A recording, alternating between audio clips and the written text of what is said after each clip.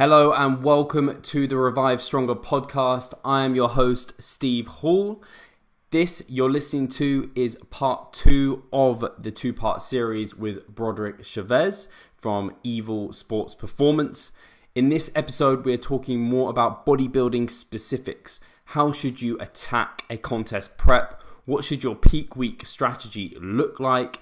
And we also touch on refeed strategies and what they should look like for a physique athlete. So guys, I hope you really enjoyed this episode. I sure did. Take care and talk to you soon.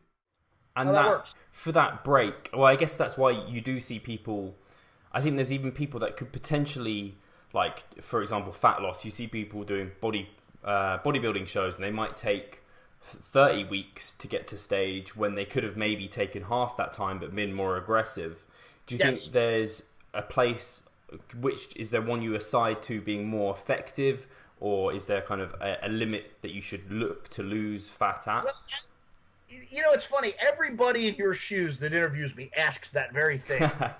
and this is where, you know, Mike Israetel and I differ a little. You know, Mike would give you some really hard, fast, studies have shown that you get enzymatic downregulation at the whatever receptor after X amount of time. And the thing is, he's right. The problem is, I think he needs to step back a moment and look at the slightly bigger picture and realize that from the neck down, human beings are really well-designed, well-adapted, well-programmed machines that do, in fact, follow all of those rules that he just laid out. The problem is, from the neck up is a shit mess, and it can interfere with anything. Okay? So what happens is, you've got these really hard, fast, and well thought out and well adapted biological rules, ultimately superseded by this whimsical, emotional, dumb shit melon at the top of your body. And so, you know, you say you got this one person doing it 30 weeks and one person doing it 15 weeks, and you say, which is better? And I say, for who? Well, again, how hard are they willing to work? Mm-hmm. How motivated are they? What is their pain tolerance? What is their this thing? What is their that thing? And the reality is that 30-week answer might be perfect for those conditions because that person just has that set to work with. Biologically, you could probably push their body much, much farther, much, much faster. Mm-hmm. But emotionally, psychologically, organizationally, on and on and on, even financially, which is even outside of the psychological realm, they might not be able to tolerate a greater pace. Mm-hmm. Because every time you pull that lens back, like looking at the stock market, you're seeing a little bit bigger version of that total trend line. And you're taking into account additional things. Imagine if you did that with the stock market. You know, you look at an hour, you look at a day, you look at a week, a month. Now think about getting all the way out to looking at a year. Then realize, oh shit, other countries have their own stock markets. So now we start to look at other countries. And then eventually we look at an entire global, trend line.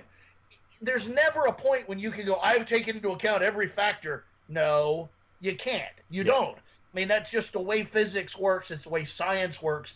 It's the way the cosmos works. So I absolutely understand and respect everything Mike says, and I wouldn't for a moment discount it.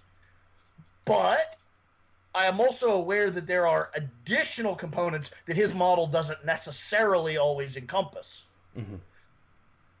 And I guess that's where a lot of people look at, and I've done it myself, where I talk about, okay, on paper and like biology would dictate that this is like the most optimal route, but when psychology comes into it, you can't get rid of that. There's psychosocial factors that just make everything a lot more complicated. Yeah, and I'll give you a perfect example, and it's a shade off topic, and it's even a shade outside of this conversation because it's a conversation I had on a different podcast. But I was asked very specifically, what is the final word on when's the best time to do cardio? Is it no food in the morning? Is it fasted cardio, or is it before your weight training, or is it after your weight training, or is it on an entirely separate day? And my answer was, my good friend Lyle McDonald and I talk about this all the time. And he'll reference studies and I'll reference studies. And there's this, it's been shown that cardio first thing in the morning before food does seem to have a bigger impact on your day-long metabolism, but because it's in the absence of nutritional substrates, it has been shown to be slightly more catabolic. And you could talk this shit to death, and then Mike Israetel would also remind you that cardio after weight training has been shown to somewhat downregulate protein synthesis after exercise. But the reality is, we're people. We have jobs, we have children, we have all these things. And my answer to this person was, I think to them, very disappointing in that the time at which you are most able to accomplish that task is the absolute best time. I don't want to sound like some kind of self-help guru because I think that's douchey, but the reality is I can give you the perfect answer. It's exactly doing it exactly 10:57 on Wednesday for 49 and a half minutes. But if you're busy then, what the fuck value is that? It has no value. The value is do it when you are able to do it, and then we will structure it in such a way to be as efficacious as possible in that context. Mm-hmm. That's the answer. That's always the answer. The perfect laboratory answer just never applies in something as dynamic as your life. Mm-hmm. It's valuable to know that technical answer and understand that's what helps you make the most efficacious decision you can. But the idea that you're going to become a laboratory animal and just do it, I'm going to wake up and I'm going to have exactly a blood sugar of 97 and I'm going to have a body temperature of this. No, you're fucking not. Just stop. Just stop. You're not. It just drives me crazy. It's like these stupid fucking supplements that everybody's, that's been shown to raise testosterone to 227%. I'm like, yeah, in fucking rats for 4 minutes on a Wednesday on a full moon. None of that applies to you. Stop. This is what I mean, a lot of the stuff you're talking about here is just bigger picture thinking, which is brilliant because we all get lost within the woods sometimes, and like, we have to take a step back. And this is, I get the same. I have clients who will want the perfect time to do something. And I give them, again, I feel disappointing as if like I'm not giving them enough value. And I just say like, it doesn't matter that much. Just get it done. Well, see, and that's what it's funny because I live a little bit of a dual life because to quote regular people, this is what I have to say. Is the reality is, yes, it matters, but the reality is it matters so little it doesn't matter to you. Mm-hmm. And I'm not being condescending. I'm not being, I'm not besmirching you. I'm simply pointing out that your conditions don't allow that to be relevant. Now, in the same breath, there are people that pay me $100 an hour to work out those incredibly fine details for them because it is relevant to them. Mm-hmm. I literally will have people bring me a day plan and they go, all right, at exactly 11:57 on Wednesday, I will be standing in front of the treadmill. What do I do? And then I give them a phenomenally detailed answer based on the parameters that I've been given. And that is relevant to them because they're able to give me that level of precision in which to work. But if you're asking me, what's the best time of day roughly to do it? I'm like, when you roughly have a fucking free hour, that's when. Like, just that's the answer. Mm-hmm. And we're talking about, when we talked about kind of the break from whatever we're doing to get rid of this accumulation of fatigue. And we talked about it can be different lengths. When we're taking this break, is this a break at kind of what are we doing with our nutrition and training during this period of time? And how long does that break need to be? Does it depend? Well, of course it depends. The principles are very easy to understand. The application's a little harder. But as I said, you've got this big accumulation and then you stop training, but the biological processes continue and you need to, of course, fuel them. But how long that biological process is predicated on your gene set, how quickly your body naturally does anything, your basal metabolic rate, to some degree, the learned behavior over that period of that adaptation, literally, can affect your responses. Lots of other factors come into play and affect that. The biggest one, and this is where I lose most people, less with naturals because they're actually a little better about this because they have less tools to work with. This is one that they exploit, and that is record keeping. Look at your records. Try to determine from past records how long did that in fact take the last time. And that gives you a reference to then go, well, this cycle was a little longer. This cycle might have been a little harder. So last time my true and honest recovery in that post-accumulation period was 21 days. So I'm going to say, well, now that this is bigger and better and stronger, and so maybe this is going to be 30 days. But you have a reference model in which to look at, and you're not just guessing. Mm-hmm. Because Mike Israetel would tell you, well, studies have consistently shown it's 7 to 14 days. Well, it is to the body of population that they did that study with. But by definition, if you're an advanced athlete, you're not in that body. You're not in the general population study anymore. You're above that. So now things change. That's one of the big problems with all of the really cool and highly referenced studies from the 60s and 70s is they weren't doing these studies on advanced athletes. Yeah. They were doing studies on housewives and fat asses and regular people. What the fuck do I have in common with that? There were no 105-kilogram 45-year-old men in that study. With single-digit body fat. That didn't exist. Hell, there probably weren't any people on the planet like that when they did the study. So, again, you got to have reference material and then context in which to interpret it. Mm-hmm. And that's where, especially drug users, tend to fail because drugs work so well, they're not often troubled with the details. So I often am espousing this idea, well, the details don't matter.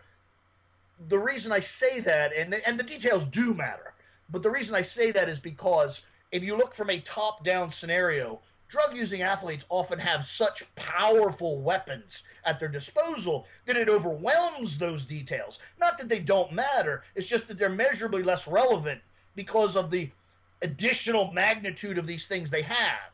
Mm-hmm. Whereas as a natural athlete, you don't have some of those weapons. One of the biggest weapons you might have is record keeping to reference everything that's going on past and present. Mm-hmm.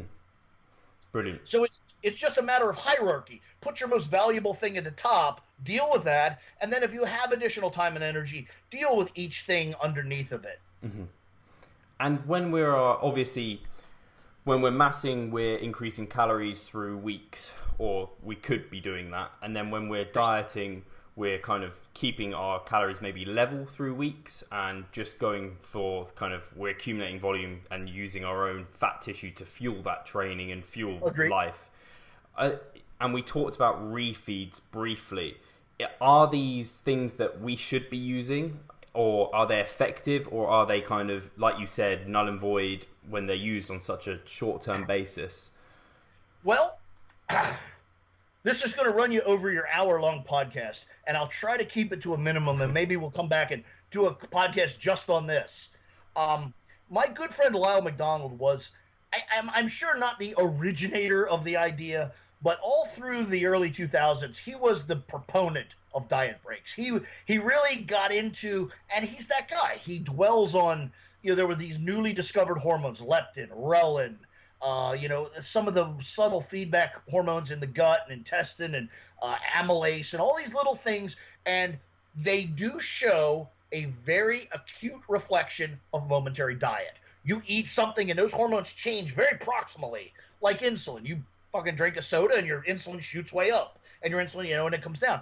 But just like, for instance, insulin, when you start pulling back the lens and looking at the stock market over a bigger and bigger time, you begin to realize that these wild perturbations are just relatively smooth lines on the long term in terms of actual hormone regulation. Mm-hmm. The moment-to-moment exaggerations are wild, but the average is pretty smooth. So over the years, Lyle has become less and less dogmatic about these diet breaks. And he's really, partly because of my influence, I'll take that credit, and partly because he is a good, honest, decent human being, he's begun to just back off and say, I was a little over rambunctious about this. They're not the deal I made them out to be. And he's come to agree on two factors. They're real, but to actually get a physiological manifestation of the change, it has to be, and something I say over and over time. Mm-hmm. It's not something you can affect in one meal or one day or probably even 1 week. It's a period of time. It takes you a decade to get fat, and it takes you a relatively long period of time to lose that fat. Mm-hmm. You don't get fat in a decade and then skinny in 10 days. Same thing with another analogy that I would use as a biologist is if you had an animal in the wild, a cat on the savannah, and it's not eaten in weeks. It is starving. By definition, it is starving. It is metabolizing its own tissues to live. Yeah. And it luckily makes a kill or stumbles onto a kill, and it gorges itself. Now, clear your mind. Answer this question. The next morning when it gets up, is it still starving? Ooh. I guess, yeah, because over the long term, it's been so many days. All of those biological processes are still dialed towards starving. Now, if it eats every day in a row, those processes will begin to release and go, oh, the crisis is subsiding. But if it eats like an asshole one day and then goes back to no food the next day, that goes away. It's just irrelevant. They're back to starving. That's how most people treat a diet break. It's an emotional reprieve. It's possibly a cultural and social reprieve. They get to go out with their friends, they get to eat, they get to drink, they get to whatever. But it's proximal and transient. It's not affecting the fundamental systems. You got to envision it like a cockpit in an airplane, and there's all these fucking dials all over the place. You're telling me that one meal is sufficient to rearrange all those dials back to normal? No, that's foolish. It's a momentary blip. Yeah. It's just like overtraining. Every once in a while, just because I'm an asshole and I'm old and I'm not training to compete in anything, I will perform a workout that is just ridiculous and unnecessary. I'm going to do 40 sets of squats today. Fuck off, I'm doing it. And people are like, oh my God, that's overtraining. And I'm like, no, it's not. Because I'm obviously not going to do this tomorrow and the next day and the next day. I'm going to do it today because it's funny. Mm-hmm. It's like overeating. It's like my equivalent of a refeed. Just being an asshole because it's funny. I can do it and I want to, and that's all there is to it. But I'm not going to continue to do it. Now, if I trained like that for a week, yeah, I'd be overtrained. Yeah. But if I did it one time, I'm just going to be sore and tired and giggle like a little girl because it's funny. And if you have got time, I'm happy, and I think the viewers will be happy to continue this. I'd love to get you back on the podcast, but if you've got time, I'm happy to keep going. I'm fine. I have nothing scheduled. I always try to be very generous and make sure I have enough time to accommodate everybody. And on top of that, as soon as I hang up here, I'm just going to wander around in my kitchen and pontificate to the dog. The dog knows more about chemistry and pharmacology than most PhD. I wouldn't be surprised. So with so we know that the single day refeed isn't going to provide us a prolonged physiological benefit. At all. And you've talked about a week. How long do we need? Multiple weeks? Do we know this yet? No. Well, again, we do know the response curves on certain biological processes, but the response curves are almost completely proportional to the stress magnitude. Again, it's like going out in the sun. If you get 5 minutes of sun, how much rest do you need? Well, 5 minutes, not much. You go out in the sun for 5 hours, how much rest do you need? Measurably more. Now, let's say you go out in the sun until you're sunburnt. How long do you need? Well, fuck, you might need a week. Yeah. So the response is predictable as long as you understand the system. So the quote refeed, you got to stop thinking about it as feed. It's not a refeed. It's a reset. If you're trying to reset back to homeostasis or some semblance thereof, now you're talking that you're losing the concept of food, and now you're talking about a biological process. Yeah. Biological processes take a long time. It takes 9 months to make a baby. This shit takes a long time. The body is by very design, the secret of our success is that we're not acutely responsive to anything. If we were, we wouldn't live. Mm-hmm. We'd go out in the sun, we'd burn and fucking die. No, we have these slow-acting adaptive responses. Slow-acting adaptive responses. So a change in diet for one day isn't going to direct your whole physiological behavior, because if it did, that would mean you would die. One day without food, the next day you'd wake up dead. Oh, that's not very fucking effective, is it? By definition, they have to be slow moving, or we wouldn't have gotten to here. So with that concept in mind, it's the amount of rest you're going to need is proportional to the amount of work you did. So if you dieted hard for 8 weeks, you're probably talking about a 2 or 3 week, possibly even 4 week period to get back to baseline. If you dieted half-assed for 3 weeks, you might need 3 days. But it's responsive to and proportional to the stress. Brilliant. I think if people can think of yo-yo dieting, I think this gives us a great example of people who push really hard and then they swing all the way up and they go back down because they don't give. I mean, people are good at dieting, they're not good at keeping that fat off once they've got it. And again, people want, just like you said, they want to focus in on this very small thing. Think about this. Everybody acknowledges, and even to a rough degree understands, the idea of set point. If you do roughly nothing, your body's going to look roughly a certain way. Why? Because that's one, where it's programmed genetically and culturally and socially. Yeah. But more importantly, that's what the input has been over a long period of time. Every day you get up, you go to the same job, eat roughly the same food, whatever, and ironically, the result is roughly the same thing. So every single day for possibly decades, you're giving this very consistent input into a machine that does the calculation and gives you a very similar output. So if you've got a decade of this homeostasis, how much influence do you need to change that much consistency?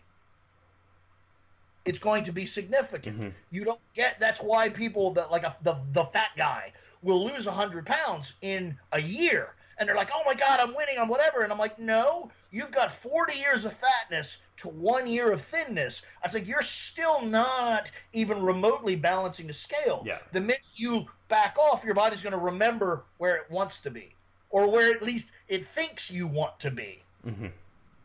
And that's the kind of problem we get into here, is if you've dieted really hard for a period of time, your body's remembering that diet no matter what the fuck you're doing here. You have to give it time to forget what you just taught it. And I guess this relates a little bit to the fact that once you've got body fat cells, they don't vanish, they're still there and they're much easier to refill. Once you've been obese, you kind of always fighting that old obese. Absolutely, because body. you've put a great deal of investment into programming that as the correct answer. That's how biology works. You've invested an enormous amount of your resources, most likely unintentionally, but you did. You vested an enormous amount of your biological energy into creating an environment that makes your body believe that that's the result you wanted. And now everything that's not that is contrary to your nature. That's, you see? Yeah, and I guess it's very similar to once you've kind of got muscle and you've had it for a long period of time, it's easier to keep. Absolutely. Absolutely. Just recently, they're undusting some Eastern European studies that show drug use at any period in your, anabolic steroid and testosterone use at any point in your career essentially permanently changes you in such a way that you now have potential above what you were normally programmed with. It's exactly that same thing. It's exactly that same thing. No, it's super interesting. And I think we've come to a good point here, which we could draw a line and we can get you on to maybe talk about another time. We can talk about kind of peak week protocols, or kind of weeks leading into that sort of week, or kind of the weeks after. So once you've come out of a competition, what to go about, unless you want to talk about them now. All-encompass reverse dieting. Oh, Jesus. I'll channel Lane Norton while I'm doing that. So do we want to talk about that now, or should we meet up again? Your show, you may do whatever you like, sir. Okay, if you're completely free, let's go for it. If we want to go for, which of these do you feel, are you good on kind of peak week strategies? Do you do this with your clients for naturals, and like you understand, like you've got... Here's the thing, and I'm going to be completely forthright with you, just because I really don't have another version of me. That's why it took so long to find a wife and get married, is because I just can't fake my personality. That's good. Just what you fucking get. The reality is, I typically, almost to the point of always, decline to work with natural athletes simply because, one, I don't find it enormously interesting. It's like watching that car race with the station wagon. It's just very slow moving and unexciting to me because it's fucking slow moving and unexciting. And secondly, and this is something that I pride myself on, I have arrogance in my humility, as it were. There are people out there that do that way better than I do. Lyle McDonald is much more skilled at dealing with a natural athlete than I am. I understand all the processes, but he's got decades of experience doing it. He's superior at it. I can lead you through the concepts and the processes. As far as having that nuance of specificity, I really don't have it because I'm just not that guy. I've not taken the time to have it. So if you wanted to talk about that, you have to understand it's under that context, that it's not my speciality. It's just something that I know by virtue of knowing what I know. No, I think all of the listeners will appreciate you saying that. The worst thing is when people try and fake that they kind of have some kind of superior knowledge of something. But I think even the basic principles and the concepts behind it, I think, still get people a little bit confused. So if you want to talk about those, I still think they'd be incredibly helpful. Absolutely. You're talking about a bodybuilding contest, so you're dieting into a bodybuilding contest. Yeah. All right. Typically, and this is with drug-using athletes, but I don't think that the time frame is overly different. I would typically set out a diet official diet, as it were, of 16 weeks.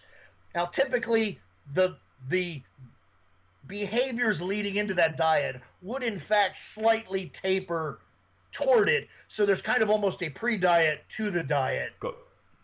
But I say that rather at the 16-week mark, that's officially now you are doing this. Okay.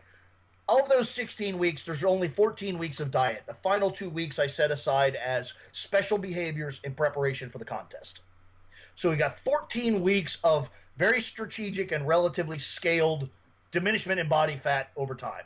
The reason 14 weeks is a good number is because very roughly, particularly in drug using, but across the board, the maximum amount of body fat sensibly lost is about a pound or about 500 grams per week. That works out to about 14 weeks. My rough idea is you should not be more than 15 pounds too fat, ever. If you are, I don't really want to talk to you because you haven't done all the previous shit well. Okay, so we're coming into the contest. We're always in the realm of losing about 15 pounds of body fat. Cool. You know, so that's pretty strategically 1 pound per week. It's actually more like 1.5 in the beginning and half at the end. But over the smooth average, it's about 500 grams. I typically go between 300 and 600 grams of fat loss per week over time. And it's diminishing toward that, level. So again, it's pretty straightforward. You calculate, your total calories at that point, and you basically do the math. A pound of fat, or 500 grams, as it were, is about, and I use round numbers. Please don't bust my balls. I do know these numbers inside and out. I can quote them to you in fucking joules, but roughly 4,000 calories. 7 days in a week, that's roughly 600 calories, kilocalories per day. Deficit. Keyword deficit. That doesn't necessarily mean from diet, although it could. Yeah. But it means an accumulated deficit through behavior, and behavior encompasses diet, activity, drug use, etc. Behavioral changes creating a 600-calorie deficit over time. Okay? Pretty straightforward. Now, as your body mass diminishes, the deficit must increase because proportionally, it's just like that elevating your calories proportionally over what you're doing is as your body mass diminishes, the amount of energy it's consuming goes down, so the deficit has to go down commensurately. So to get a relative 600-calorie deficit at the end, that might actually be a 1,200-calorie deficit to generate the effects of the original 600. Yeah, brilliant.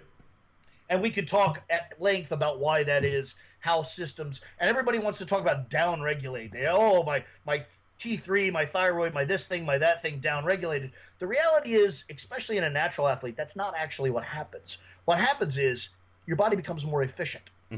It's like you take some office worker that's never exercised in their life, and you put them on a treadmill. It's phenomenally arduous because they have none of the systems prepared. They don't have sufficient blood volume. They don't have sufficient white red blood cells. They don't have any of the enzymes necessary to metabolize sugar or fat or any of this shit. Mm-hmm. Plus, they weigh a ton. Now, over time, they burn off some of the body fat. They get lighter. Well, moving a smaller object's easier. That's pretty simple. So their mass is going down, so the activity in itself is getting easier. Plus, all of the systems have now come on. It's like having a factory that was at half capacity, and now you start ramping up the capacity, hire more laborers, you do all this shit. Well, of course it's going to work better and produce more product. Same thing here. So over time, it's not that the processes downregulate, it's that the processes upregulate and become more effective over time, which forces you to impose greater and greater demands on that effectiveness to generate the same result. That's key. Most people spend their time bitching about the body doing exactly what they're telling it to do. Yeah. I used to lose weight at 3,000 calories, and now I have to be at 2,000 calories. I'm like, yeah, you've spent the last 6 months teaching your body to operate on lower calories. Mm-hmm. I mean, why are you bitching about that? That's what you did. You want to still lose weight on 3,000 calories, you have to use different means. Yeah. Those means happen to be pharmacology. You can do that. You can teach your body to shed body weight at the same calorie content, but it's because you're implementing greater and greater pharmacological stresses. Mm-hmm. But you have to understand that that's what you're doing. So anyway, so you got 14 weeks, roughly 600 to 300 grams of loss per week over time. Quite honestly, that's about the size of the story. That's it. You consistently create that deficit by debiting some food and implementing some activity, and I do say activity because people get so fucking wound up about their precious cardio. Cardio is stupid. It's a bad idea. I literally don't – I won't say I don't believe in it. That makes it sound like it's fucking Santa Claus. It's a real thing. I believe that it's very poorly applied and inappropriate most of the time. Mm-hmm. The only time I really acknowledge cardio as a valid thing is if you need to modulate the effectors of cardio, i.e. your heart and lungs. If your resting pulse and blood pressure are too high, do cardio. You're exercising the cardiovascular system. Yeah. Just like if your arms are too small, do curls. It's fucking pretty simple. Mm-hmm. Now, in the case of going from, low double-digit body fat to low single-digit body fat, which is completely removed from the regular world. No person is going to ever do that. Most people would be tickled to be in the condition a bodybuilder is before they begin their diet. Yeah. Okay? That's important to remember, is once you start talking about contest dieting, you are completely outside the subset of regular people. You are in a completely unique subset. Yeah. Okay, so none of this applies to people. This applies to bodybuilders. So I acknowledge that cardiovascular exercise is a way to bleed off calories, waste calories. Yeah. Again, Americans are car nuts. It's analogous to putting the car up on jacks and putting a brick on the accelerator and just spinning the tires. That's what you're doing. That's what cardio is. It's just randomly revving the motor to get rid of energy. Yeah. For some reason, you put too much gas in this car and you need to get it out. The way you're doing it is just spinning the tires. That's what cardio is. It has no deep significance. There's no religious component or any other thing. It's just fucking wasting energy. Okay. So between not eating energy and wasting energy, you create this escalating deficit to maintain that rough 600 relative calorie deficit over time. Cool. Theoretically, 14 weeks out from the event, you arrive at very nearly that 5, 6, 7% body fat that your target was. Mm-hmm. And that's really how that goes. Now, I would, designing this, I would modulate some differences in the volume and intensity of the training and maybe the volume and intensity of the cardio. But most of those are simply because as an emotional being, your abilities wax and wane. So I would try and modulate the training to match that, or if not match that, make it within modulations that your body can match. Mm-hmm. I get a better idea. But that's really about it. I mean, it's not nearly as complicated or mystical. I mean, people want to, charge hundreds and hundreds of dollars for basically that. You got a starting point, an end point. You scale the calories accordingly, and that's about it. Now, overall general concepts. Priority would, and this is counterintuitive to bodybuilders, priority would shift away from weight training the more proximal to the event. Weight training to build muscle, hypertrophy, or even to maintain muscle is a long-term process. Mm-hmm. By definition. I mean, what do you gain? 2-3 kilograms a year? I mean, you're not talking about something that you're going to affect in the moment-to-moment basis. So as you approach the contest, things other than weight training become ever more important. Okay.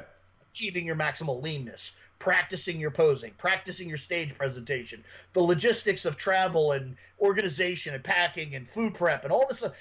So many more things take precedent over the actual weight training, yet you still have a finite amount of physical and emotional and even organizational energy. Yeah. So weight training loses priority. You still have to do some. You can't fucking present a great physique without lifting weights, obviously. Mm-hmm. But the idea of erecting any sort of measurable presentational change in your physique is nominal. Yeah. So the priority of weight training reduces, the priority of fat loss increases, as well as so do all the other factors. So in a concept kind of based attitude, that's also taking place. Mm-hmm. The volume and intensity of weight training is probably tapering to near nothing. The volume and intensity of cardio is probably escalating to a breaking point. Yeah. As well as these new factors of practicing posing, presentation, tanning, all the things that need to go on. Most drug-using bodybuilders seem to ignore that stuff. They typically pass it off on their girlfriend or boyfriend or person, coach. But they're relevant, and they also matter. Yeah. Biologically. They matter. So now you're at 14 weeks out from the event. You have all your strategical shit done. You've practiced your posing. You practiced that. And now we're just talking about taking this lean, relatively overtrained physique and bring it to the stage. That's where the clever ideas of super compensation, carb loading, water manipulation, that stuff comes in. And again, I can't, in this remaining 15 minutes, can't give you, a take-home guide on how to do it. But I can give you the general concepts of what you're trying to do and why, and vaguely how they would look. Okay. Ideally, you're now in this very nearly overtrained, much like the end of your accumulation in a mass building. One more week would be too fucking much. That's where you want to be day one of that final 14 days. Okay. For a reason. Because the next step is a depletion of your overall carbohydrate stores. You're intentionally trying, and by the way, that is almost exactly the medical scientific definition of overtraining. Okay?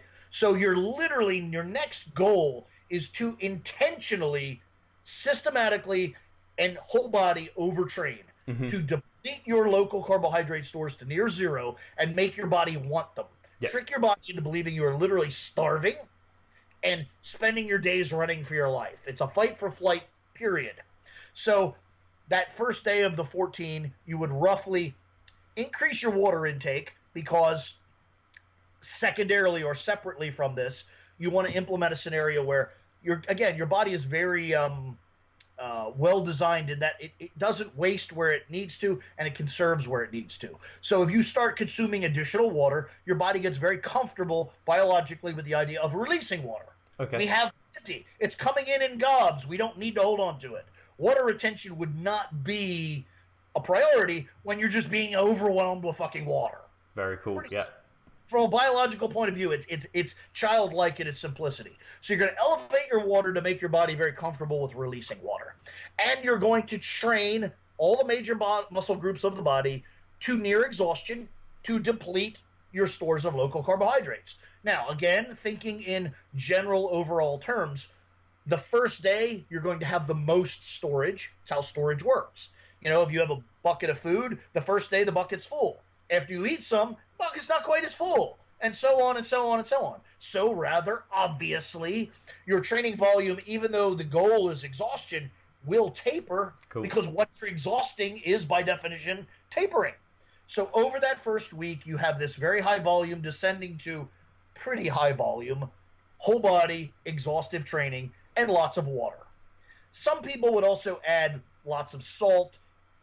I tend to think that's a little overstated and overrated, but it's a thing. Okay. You might want to add also additional salt so that your body brings up, because it has salt, it needs to bring up potassium and calcium and magnesium to relatively correct the balance. Yeah. And so then when you stop having the salt, you have this reservoir of potassium, sodium, magnesium, etc. You can do that. I tend to downplay that importance of that. Not because it isn't important, but because I think it's one of the harder things to really modulate without practice. So I tend to steer people toward avoiding it only because it's kind of an advanced tactic. Yeah. But it does work, and the principle is very simple. So you've got this period of high water, high exhaustive training, and then you basically, as simple as this is, in the final 7 days, reverse it. You have almost no training because you don't want to expend any additional energy. You have ever-reducing water because you want your body to expel as much as possible. And you take in, again, just like the dissension of exhaustion, you have a high level of carbohydrates because your body has none and it wants it. Yeah. And then the next day it has some, so you apply less. And then the next day it has even more, so you apply less. So you have this descent of exhaustion and carbohydrates, and then you have this ascent and descent into the contest. So the last 5 to 7 days are carbs, some carbs, not that many carbs, go to the contest. Yeah. It's really, that's about as simple as it is. You know, depending on your body mass, your sex, your race, all those things, the numbers shift to meet who you are, but that's the rough outline of what it is. And importantly, why you're doing that.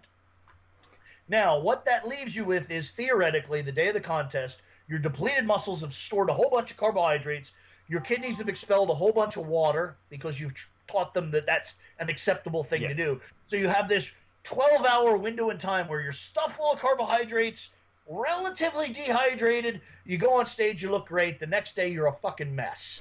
Okay? That's the ideal answer. And that's the moment where Lane Norton would then start blah, blah, blah, blah, blah, and metabolic damage, and he's a PhD, and everything's fucking great, send him money. That's a whole separate conversation, and I don't even want to, because I'll have a fucking stroke. I don't want to talk about that right now. But that's pretty much where the story ends in the bodybuilding contest scenario, I think.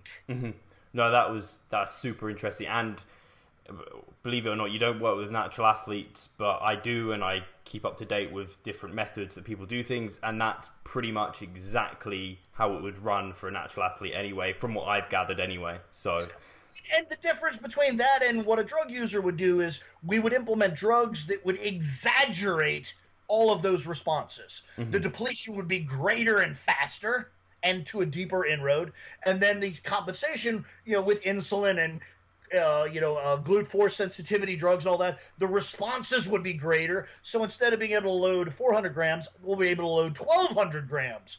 But the principles and why it's working are exactly the same. And that's why I love, your explanation of everything was very much, and the whole time it's very biological, it's very factual, kind of this is how the body works. And I feel like once I get that understanding, you kind of, rather than looking at things, you look things from afar and you kind of understand the systems, and you have much more power to control stuff rather than getting lost because you don't really understand why it works. Yes, that is the key. Until you understand why your body's trying to do what it does, you really have no power to influence anything. And once you actually have that understanding, the biggest thing you understand is you actually have surprisingly little power. The best you can do is get out of the way and not be at loggerheads with what your body's trying to do. Yeah. No, fantastic. And I think the audience, will have taken a ton away from this. And I think, I just want to thank you so much for coming on, for sharing your time with us and sharing your knowledge. And if people do want to get hold of you, best place to find you is your website, I believe. Yeah. Yeah, and I've gone to recently, I'm if it hasn't showed, I'm a bit old and curmudgeon. I'm only recently becoming somewhat socially, digitally technical. And I took some really good advice, and I'm very pleased that I did. I've made all of my outlets the same nomenclature. Yeah. So the website is Team Evil GSP, and so is everything else: Facebook, Instagram, the YouTube, all of that. So anywhere on the web, roughly speaking, if you search Team Evil GSP, you'll ultimately find something relating to me or by me. So that's pretty much all you need to know on whatever modality. If I'm there, it's Team Evil GSP. Fantastic, and I'll make sure that we've got them below, the links below in the description, and people can find you, and hopefully we can get you on again. I'm sure the listeners are going to kind of request that anyway. So yeah, thanks so much. Of course, I appreciate it. Any chance I get to talk to someone other than myself or my dogs, it's usually pretty helpful to me. So, fantastic. Makes me feel slightly less eccentric. Cheers, guys. Thank you very much for listening, and we'll catch you soon.